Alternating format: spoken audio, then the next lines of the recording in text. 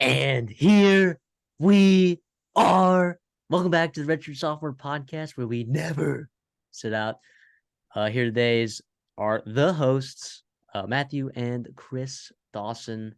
Here we are. Here we are. Week one has happened. Not just week zero. Week one has happened. I'm fired up. There's a lot of great football. What say you? I love it.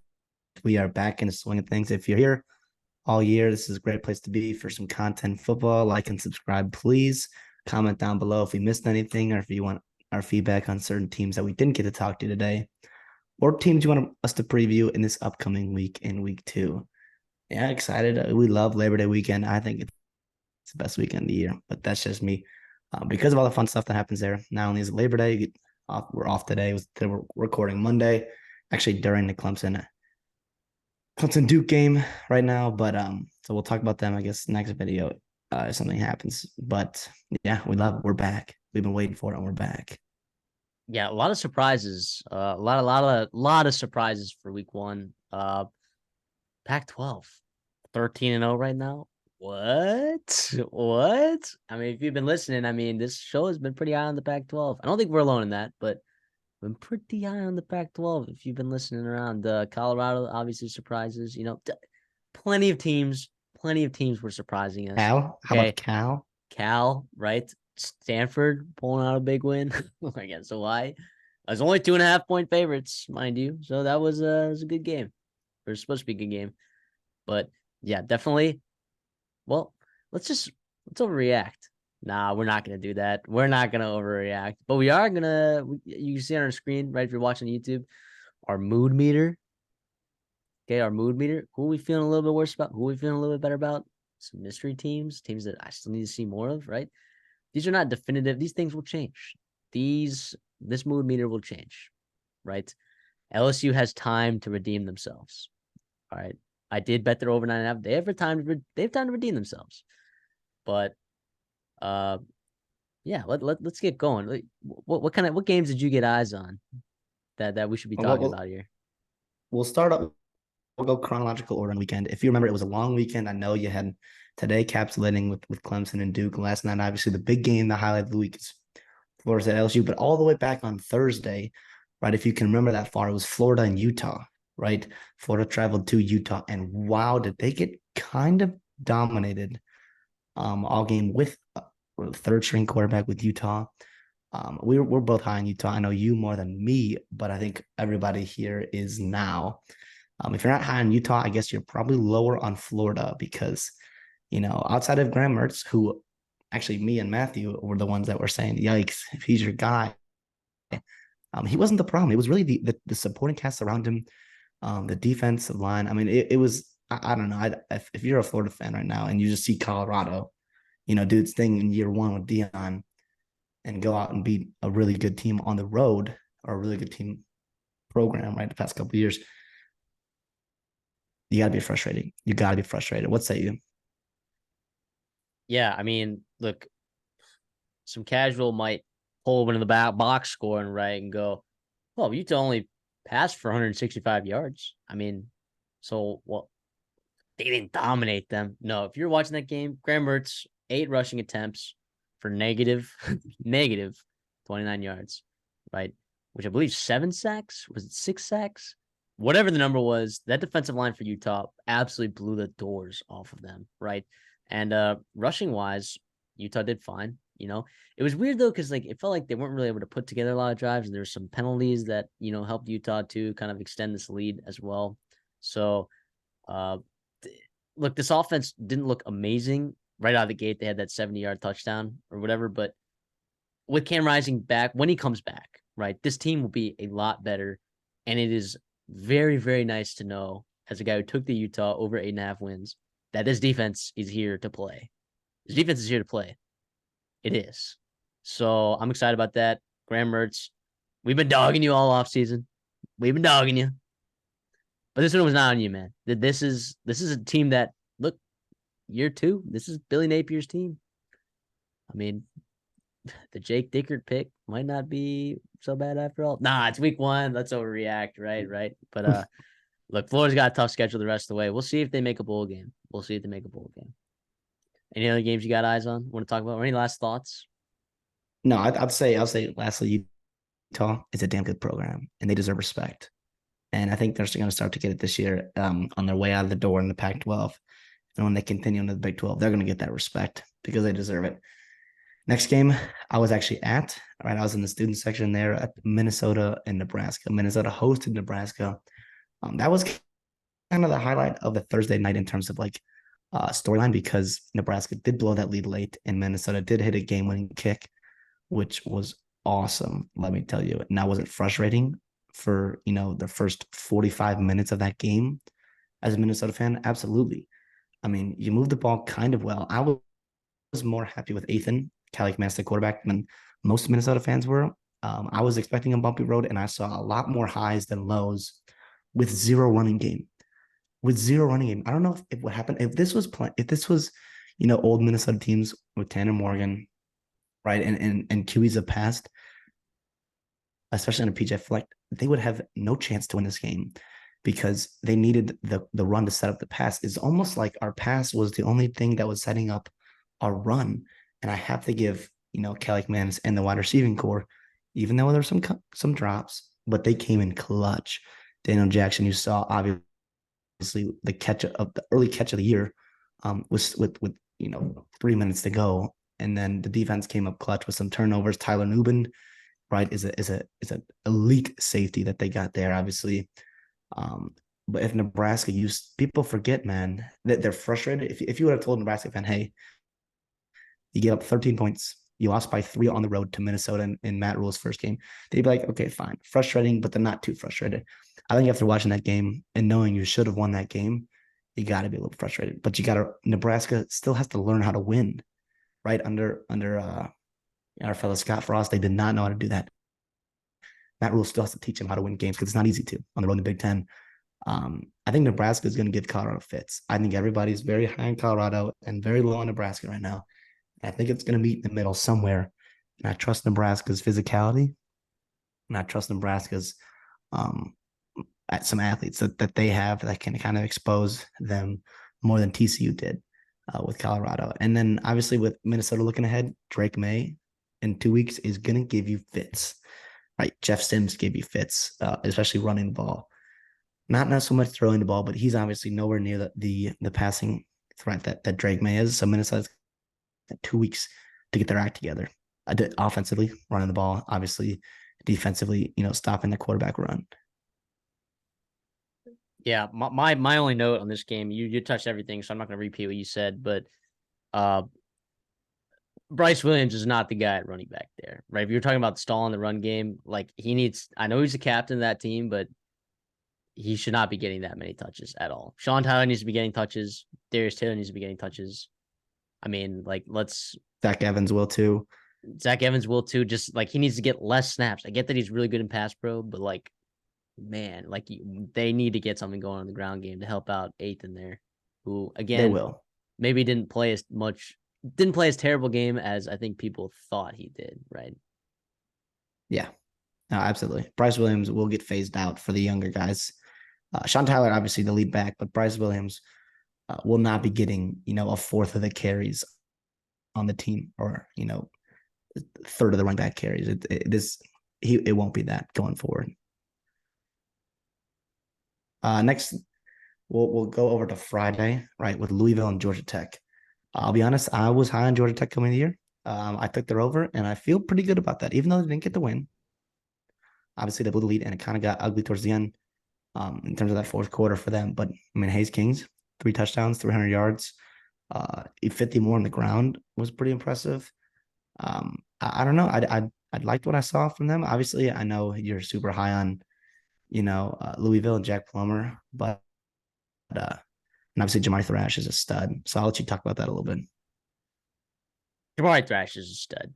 Okay. Now, look, it was actually like it looked like, oh, this is a new offense settling in. Also, by the way, let's not forget if you were watching our Georgia Tech previews, right? We talked a lot about how the secondary is actually pretty good in terms of like there's talent there. And late in the game, Louisville, Jack Plummer, Jeff Brom, and Jamari Thrash found a way to really expose the secondary late, like fourth quarter is when it really started to explode for these guys, right?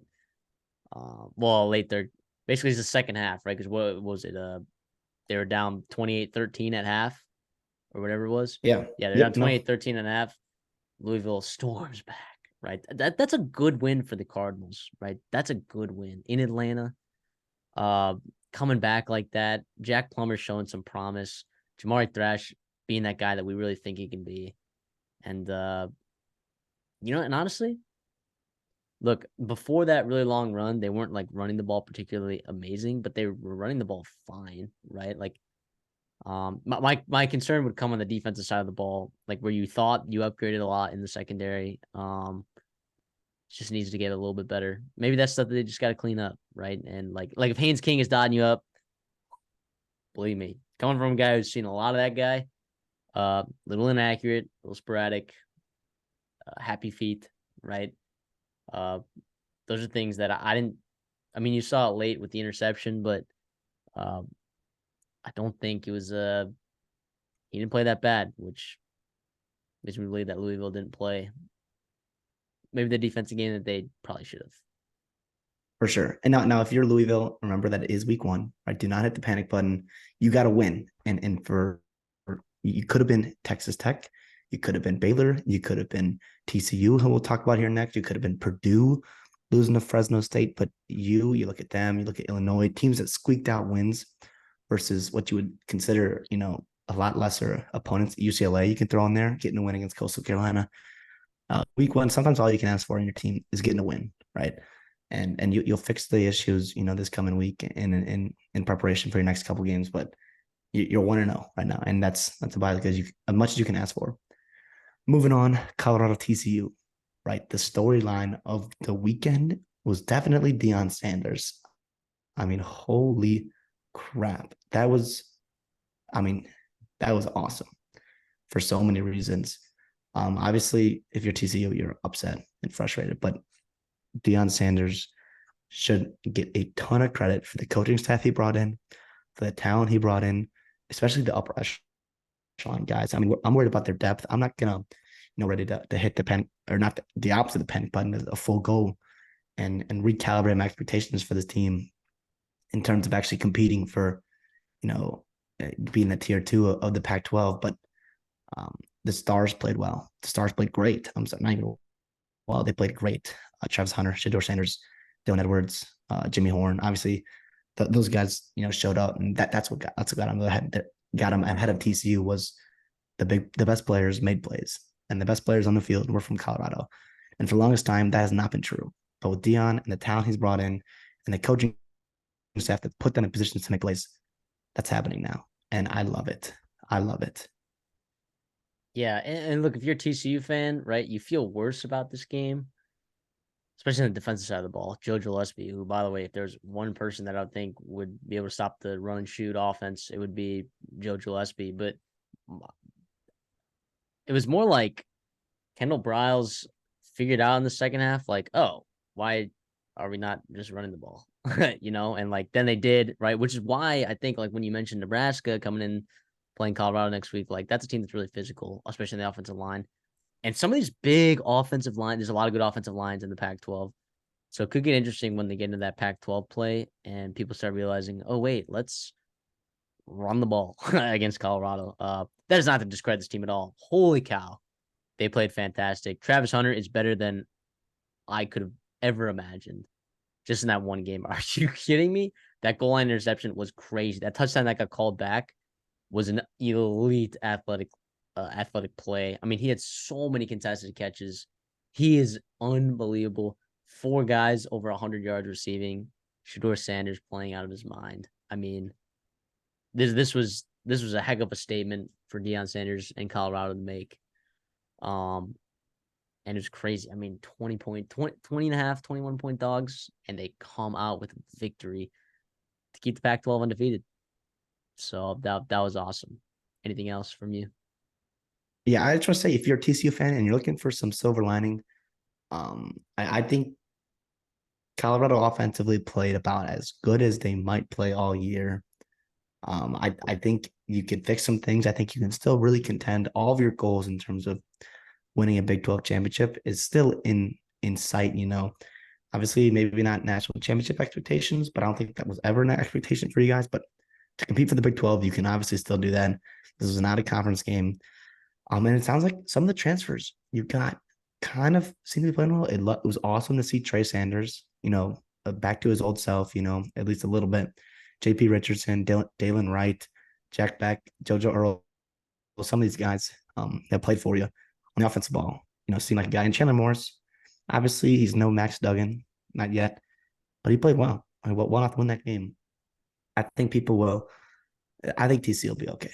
I think Colorado gave him the best punch that they've ever had, and TCU kind of was at the wrong place at the wrong time for what this game was.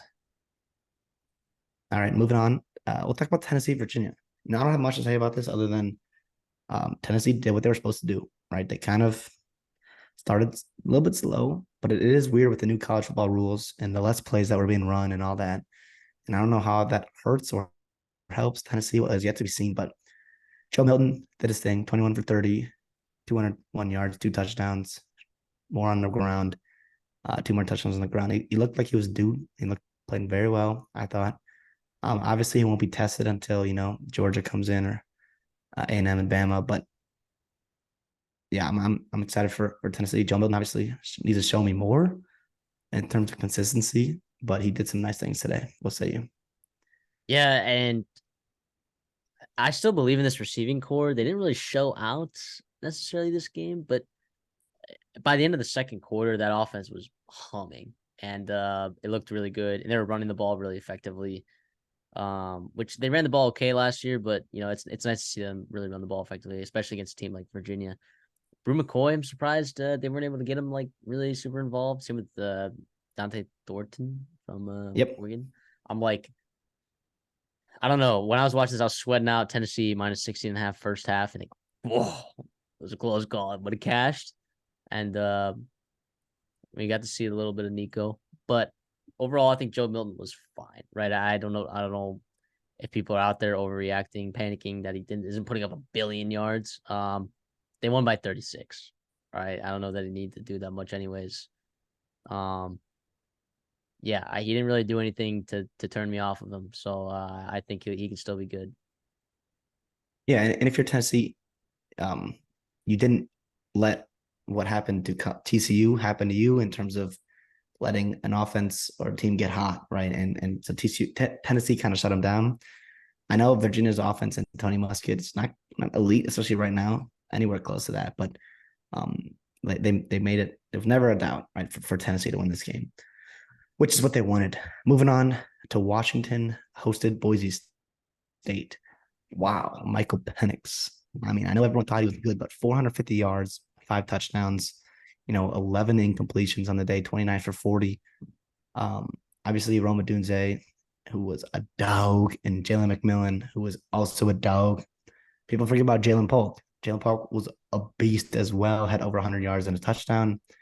This team has weapons. This team is good. We try to tell you in our Pacto video, we try to tell you in our wide receivers draft, there's talent on this team. Yeah, I mean, I know it's Boise State, but Boise State's not a bad program at all. Taylor Green is a guy that we're both high on. I know you more than most people. George Halani is also a beast. Boise State's going to play well in the Mountain West this year. Mountain West team that went into that hosted Texas Tech and beat them in Wyoming. But yeah, Washington took care of business. It started slow for sure, but 28 points in the second quarter, 21 in the fourth. That's what you get with the explosive offense in Washington. I think for Boise State, Ashton Gianti might Boise State fans out there, you might see him take over Olani's spot here. I think, or you know what, I think it's just gonna be a two-headed monster. Those guys are pretty good. Taylor Green did not play his best game. I don't care. He's a good player. Let's relax. Okay, this was a good Washington team. Yeah, George Holani is still recovering from his injury too. Don't. So yeah. He'll be back eventually. Yeah. So I didn't get a ton of eyes on this game, so I'm riding with what you said. For sure. North Carolina and South Carolina, right? I think College Game Day was there. that was probably the headliner of Saturday's Um, games in terms of preview and hype. can I just Obviously, say? TCU and Colorado Can I stole just the say? show. Like, Can I say? College game day at a neutral site. Why? What are we doing? Boo. All right, moving on. Continue.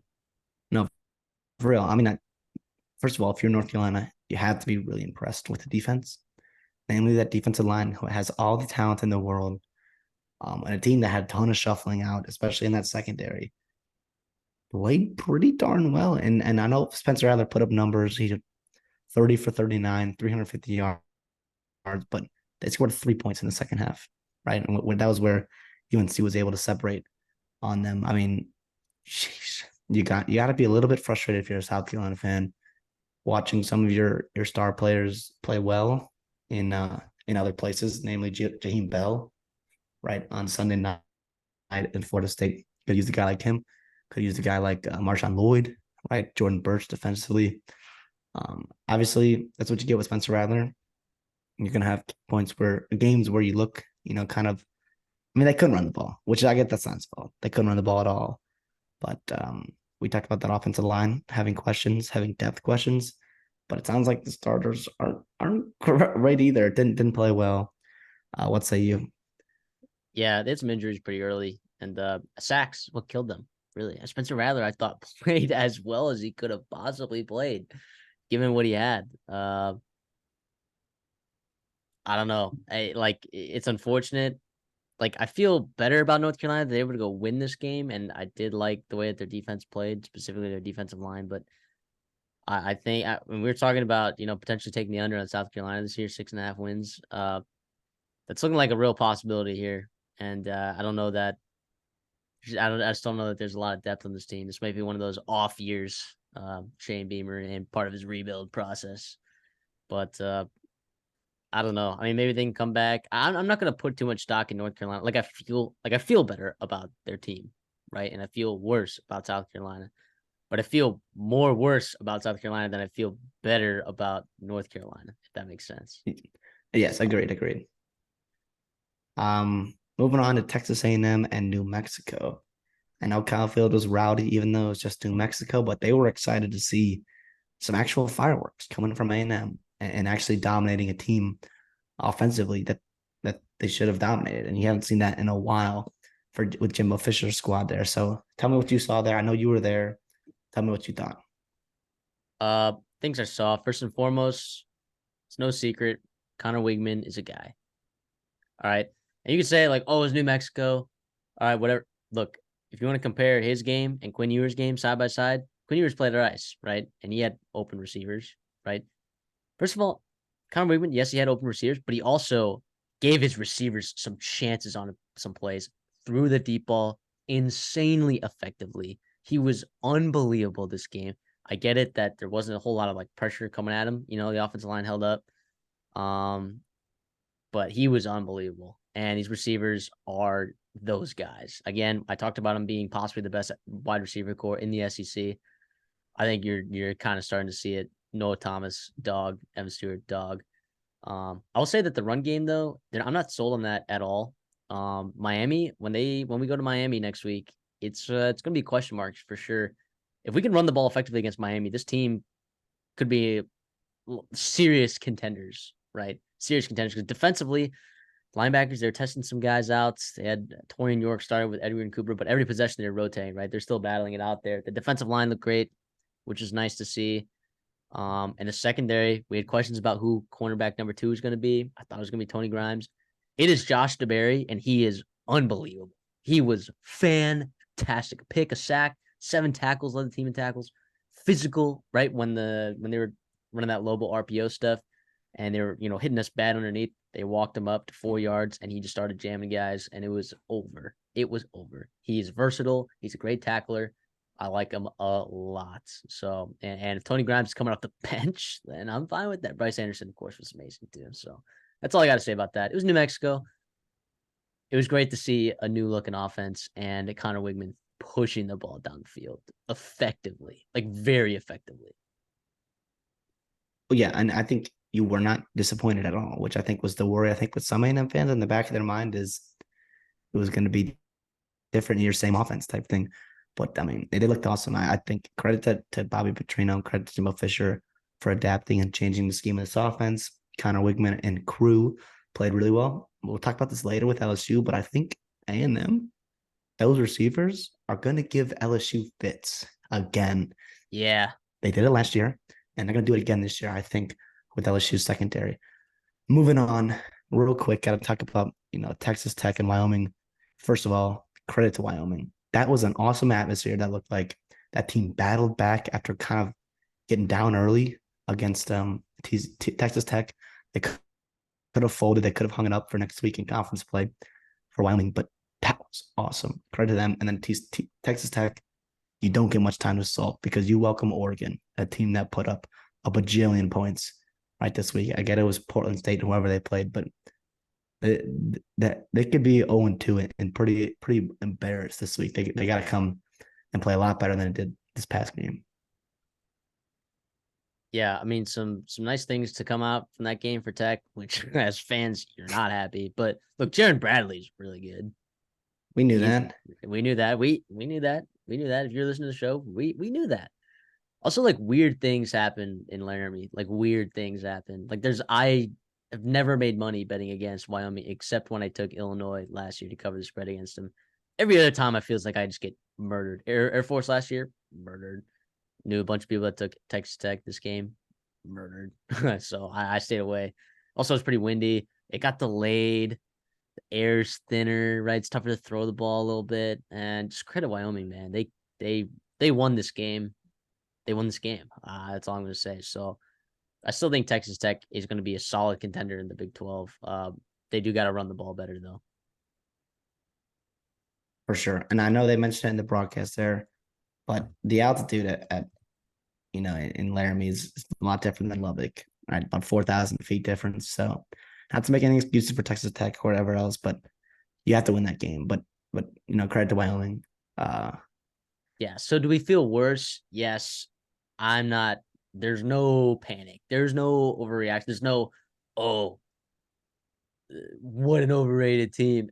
They can still be a good team this year. All right, let's cool the Jets on that. Yeah, I mean we're still high on Joey McGuire. Like Yeah, this program's still heading in the right direction. This is a program that loves Joey McGuire, so we're not losing faith now. No, I think, and then to move on, the nightcap and Saturday you got the West Coast football. Well, it was played in West Coast, but it was Coastal Carolina on the East Coast heading over to UCLA in Los Angeles there, and that was a good game for a really long time.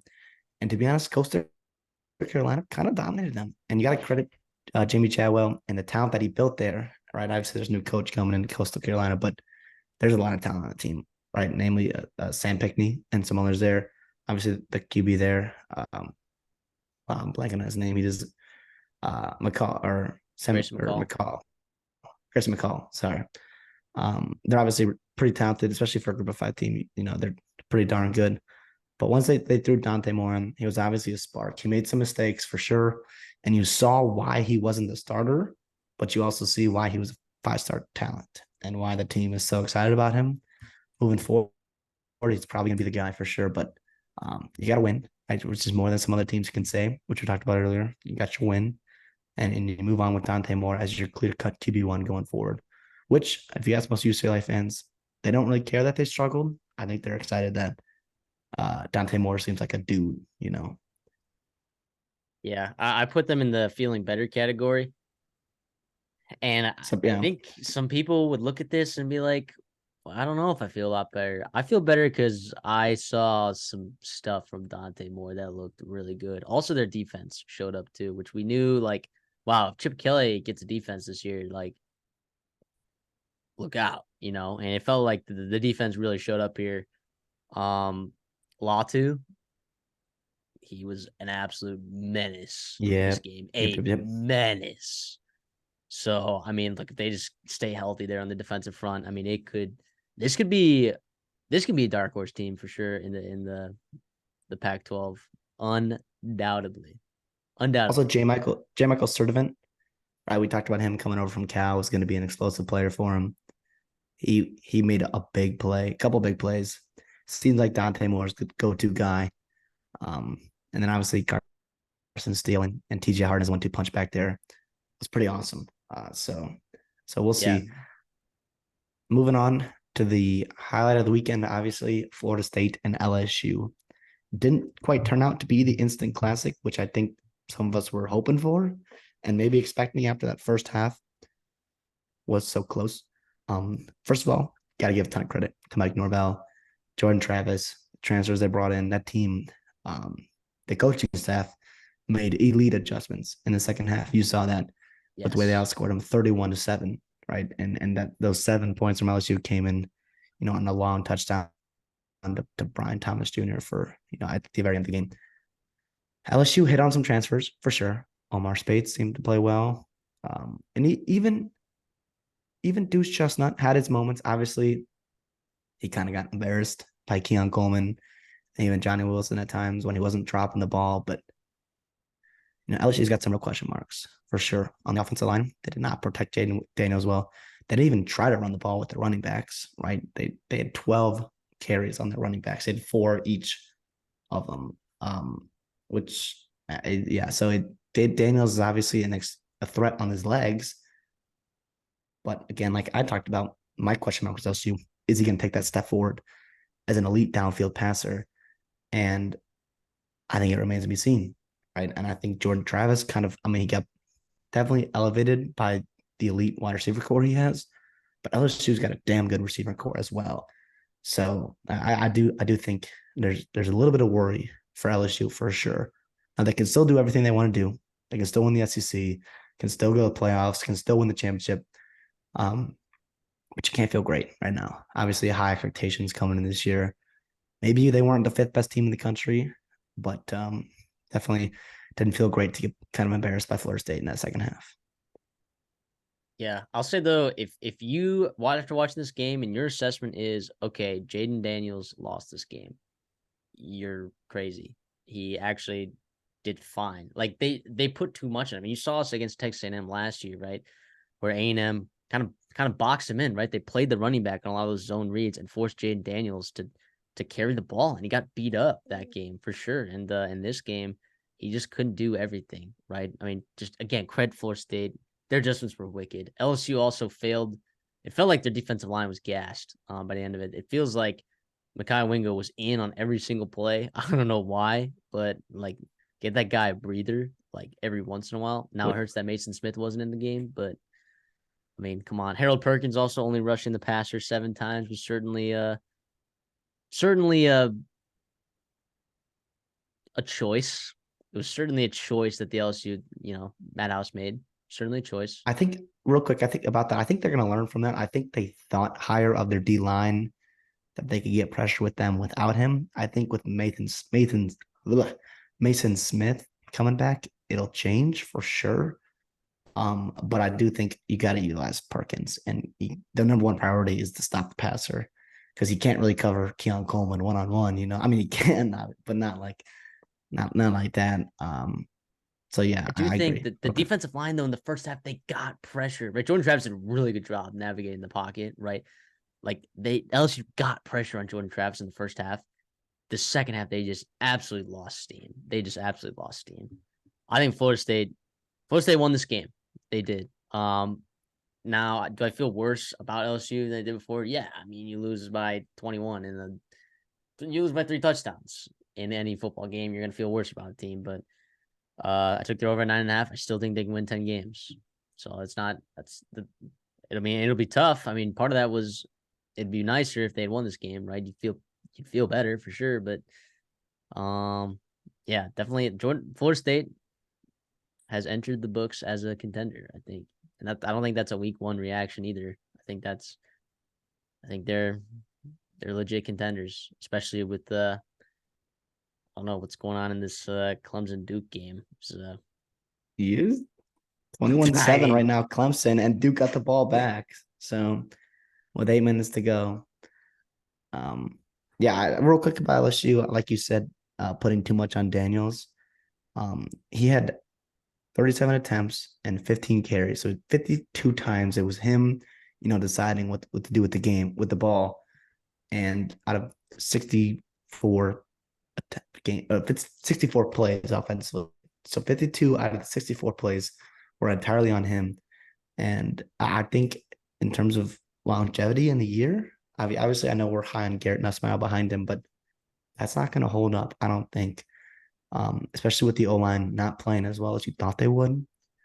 I think a team like LSU, you think would be talented enough to not put so much on the quarterback, especially no offense to Jaden Daniels. He's not Bryce Young, right? He's not CJ Stroud. He's not like an elite Caleb Williams. He's not upper echelon Drake May quarterbacks that can do that week in and week out. I think Jaden Daniels is like more like Jordan Travis, where you have to compliment him with the runs. You have to get him set up to make plays and to give it to his more talented receivers and let them do the ball. So I think LSU will learn from it. I think the coaching staff kind of was shocked with the speed from FSU for sure. But we'll see. Yeah, I was lower on LSU than before. I'm not ready to overreact and hit the panic button on them yet. No, I not at think they can all. still do fine this year. Not at They all. are lucky, I And will say. They are lucky that there aren't elite wide receivers in the SEC West other than A&M. Like if Bama had an elite wide receiver core, I think they would really, really struggle with them. And years past like Alabama's had. But yeah, so yeah. yeah, I agree with everything you said. So obviously we can't get to every single game. But I mean, Boston College lost to Northern Illinois, tough. Ohio State's offense didn't look great, and everyone's panicking. Oh, let's wait and see. Right, let's wait and see. Arizona State, Jaden Rashad's first game, he looked fantastic. The team did not. Right, the team did not. Iowa, they scored a pass touchdown on their first drive. Offense kind of stalled out after that. So I mean, we'll see. Did not hit the 25-point threshold that Brian Ferentz needs, but it's okay. Texas, they won. Their offensive line maybe didn't look amazing. Quinn Ewers didn't throw the deep ball that well, but they'll be fine. Michigan State, I mean, first half abysmal. Second half, they looked like a real team. So we'll see with those guys. Oregon State, DJU looked incredible. He looked really good. Now, granted, San Jose State, Damian Martinez played well. Their offensive line was incredible. Washington State, Cam Ward, 450 yards, 3 touchdowns, another 50 yards on the ground, and another rushing touchdown. Wow. Wow. Mm-hmm. I know you were Mm-hmm. high on Washington State, but I don't know if you expected to get that out of Cam Ward. And how about Cal putting up a 58 burger in their first game? So these are just some of the teams feeling worse, feeling better. Could have added more teams probably, but yeah. So a lot of these games we watched. So I'm sure if you have your team, we didn't get to talk about your team. Let us know. Let us know in the comments. Tweet at us. What do you want to know about your team? What do we think? Right? Can't get to them all, but please let us know. So let's move on. Last little segment. We didn't get to do this last week because we were pumping out previews, but little gambling. CD had no plays last week for us, but last week, look, if you follow the Twitter, right, you're going to get these plays as well as they happen. So last week, got Utah -4.5, Tennessee first half -16.5, cash, NC State -14. Yikes. Brennan Armstrong honestly looked okay, but it didn't really look like they opened up the offense too much against UConn there, and they gave up a couple explosive plays. So I really hope that gets ironed out because I am investing in their over as well. Penn State -20.5. That was a sweater and a half. Cannot believe that James Franklin. I didn't know that he knew that I had money on them because it seems like he knew that I had money on them and just scored with 6 seconds left, anyways. Just because. Then Akron +10 was free. I mean, they had a game there with Temple that they almost won. So this week so far, I'm on Liberty -10.5, as well as Syracuse -23.5. Liberty's playing New Mexico State at home, and Syracuse is playing Western Michigan. Feed me those two teams. Those are my early plays. We'll have more to later come this week. CD has none tonight, but that's fine because more are coming, especially our week 2 previews coming out later this week. Yeah. Anything else from you, CD? Anything else you want to talk about? We love it. We're back. Can't wait to talk about week 2. Should be excited. Don't overreact, right? If you're freaking out, don't overreact quite yet.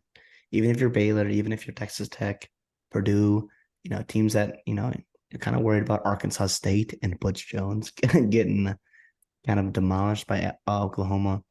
Don't overreact, right? It's a long season. You can make adjustments, players get better, coaches get better, things happen over the season. Continue supporting your team, continue being a fan, continue watching college football because it is so awesome. And I'm excited to be back. Let's go. All right. Make sure y'all are catching us on YouTube and Spotify. Thank y'all so much, and we will see you in the next one.